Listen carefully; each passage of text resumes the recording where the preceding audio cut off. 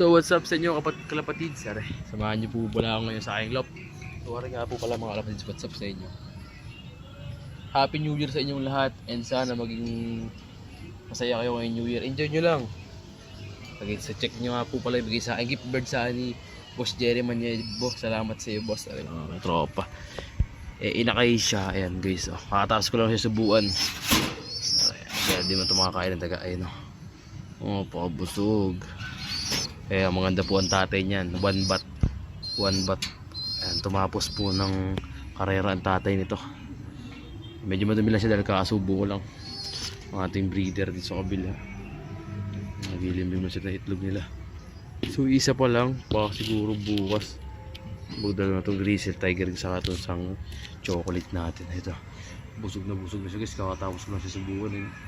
So mga katropa, goods lang ba na ganito nating kalaki yung butchi niya pag sinusubuan natin siya.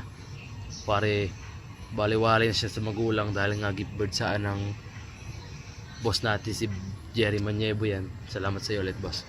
Dahil nga daw is baka daw mamatay pa sa kanya dahil di na daw siya magpakain ng mga gayaan, ng mga kanyang mga alaga dahil daw siya nagpaparami ng inakay. So diditpatch siya daw sana niya kaso na-ispi tayo ng tagaluhan. So dalawa sana yan kaso nahingi na ng tropa natin isa yon, taga-gasa nga, taga dyan sa amin.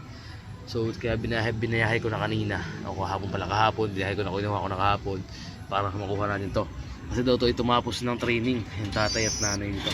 Ayan mga tropa, napakagandang ibon. Jansen po ang lahi niyan. So nga pala nalimutan ko, Jansen po Jansen po ang nanay niyan. Yung tatay pala is di ko lang kung anong lahi, basta may bloodline daw to. So thankful lang tayo dahil nga kapabait sa atin ni Boss Jerry. Sa kanya din ang galing yung mga panimula natin sa loob natin na to. Yung mga inaki natin, yung breeder natin na maganda dito sa kabilang breederan, sa kanya rin galing yung kak nun. Kaya maganda rin panimula binigay sa atin sa area. Ayan guys, so yan sila. Tapos Integra 3000 para medyo manipis talaga yung ating binigay dito para bilis tayo magsubo. So ketchup lang, sa lagay ng ketchup yung pinipis lang pinasusubo ko dito para madali sa subuan. Tapos unting maraming tubig para maghalo at mamix natin para sobrang lambot. Para isang pisaan ulo sa bibig niya, lahat papasok sa hanggang dibdib niya. So puno na yung dibdib niya guys. Ito na guys kung gaano kadami dibdib dito.